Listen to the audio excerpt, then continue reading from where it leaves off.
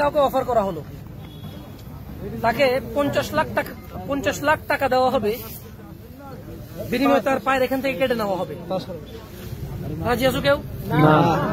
আরে কি বলো, এক পা দিয়ে তো আরেক পা দিয়ে এমনি হাঁটতে পারবো তো? রাজি নাই? 50 লাখ, আচ্ছা 1 কোটি, এক পা না আরেক পা আছে না? কে ল্যাংড়া খোড়া মানুষের বাচ্চা কাচ্চা নাই? ওরা কি জীবন উপভোগ করে না? করে। আল্লাহ সবাইকে তৌফিক দিয়েছে, সবাই যার যার মতো করে জীবন উপভোগ করে, ঠিক না? 50 লাখ টাকার বিনিময়ে পা দিতে পারবা না? ওকে ঠিক আছে, একটা চোখ 10 লাখের বিনিময় দিবা না? তার মানে বুঝা গেল তোমার হিসেবে 10 লাখ টাকা দামের চোখ আছে দুইটা, তোমার কাছে কত হইলো? 20 লাখ তোমার হিসেবে। 50 লাখের পা আছে কয়টা? 1 কোটি। 1 কোটি এগুলো তো তারপর রিপ্লেস করা যায়। যেন পায়ের বদলে তুমি প্লাস্টিকের পা লাগাইতে পারবা, লোহার পা লাগাইতে পারবা, কিন্তু আমাদের শরীরে এমন অনেক কিছু আছে যেটার রিপ্লেসমেন্ট নাই। যেমন হার্ট, হৃদয়, যেমন অনেক নার্ভ আছে, মস্তিষ্ক আছে, এগুলো কোনো রিপ্লেসমেন্ট নাই। কি নাই?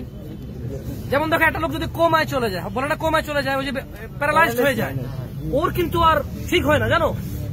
এমন না যে কোনো সুস্থ মানুষের বডির কোন একটা রোগ, কোন একটা রক্ত, কোন একটা পার্টস নিয়ে এসে ট্রান্সফার করে দিল ঠিক হয়ে, এরকম তো হয় নাই। হয়েছে?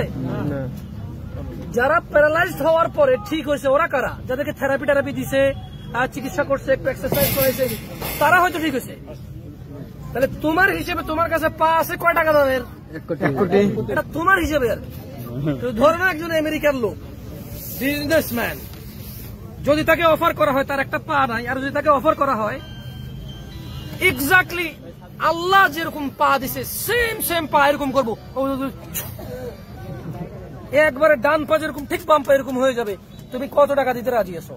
হয়তো সে বলবে আমার পুরো $100 মিলিয়ন, $50 মিলিয়ন আমি দিতে রাজি আছি, কারণ আমি চাই আগের মতো দৌড়াইতে, যেভাবে আমি আগে দৌড়াইতাম, যেভাবে আমি নিজের পায়ে নিজে উঠতাম, চলতাম, ফিরতাম, আমি চাই ওরকম দৌড়াইতে। হয়তো ঠিক না? তোমার হিসেবে এটা 50 লাখ, তার কাছে এটা $50 মিলিয়ন পা, তার কাছে এটা কত $মিলিয়ন পা? 50 মিলিয়ন। এগুলো কি রিজিক না? এই পৃথিবীতে সবচাইতে দুর্বল, সবচাইতে লো ক্যাটাগরির রিজিক হচ্ছে টাকা। পৃথিবীর সবচেয়ে লো ক্যাটাগরির রিজিক কি? টাকা। বাট এটা নিয়ামত, এটা কি নিয়ামত, আলহামদুলিল্লাহ। কিন্তু সবচেয়ে বড় রিস্ক হচ্ছে তাওহীদ। কি? আল্লাহর একত্ববাদিতা। কি? এটা হচ্ছে সবচেয়ে বড় রিজিক, কারণ এটা জান্নাতে ঢুকাবে। কোথায় ঢুকাবে? জান্নাতে। জান্নাতে কি হবে? এইভাবে স্বর্ণ খচিত চেয়ারে হেলান দিয়ে জান্নাতীরা একে অপরের সাথে গল্প করবে। সেগুন কাঠ না রে ভাই, স্বর্ণ খচিত আসন। কি আসন? জান্নাতীরা হেলান দিয়ে কি করবে? আড্ডা দিবে। এবং যা তাদের মনে চায় তা ওরা পাবে। কোথায়? হাতের নাগালে। কোথায় পাবে? হাতের নাগালে। ওদের পায়ের নিচে দিয়ে ঝর্ণা বইবে দুধের। সুবহানাল্লাহ। এই জান্নাত পাবে তাওহীদের কারণে। কিসের কারণে? তাওহীদের কারণে। এই জন্য পৃথিবীর সবচেয়ে বড় নিয়ামত কি? তাওহীদ। কারণ ওটা ধরো তুমি মাটি কাটলা, 500 টাকা পাবা। মাটি কাটলে কয় টাকা পাবা ডেইলি? 500। ভ্যান গাড়ি চালালে 1000 টাকা পাবা। 1000।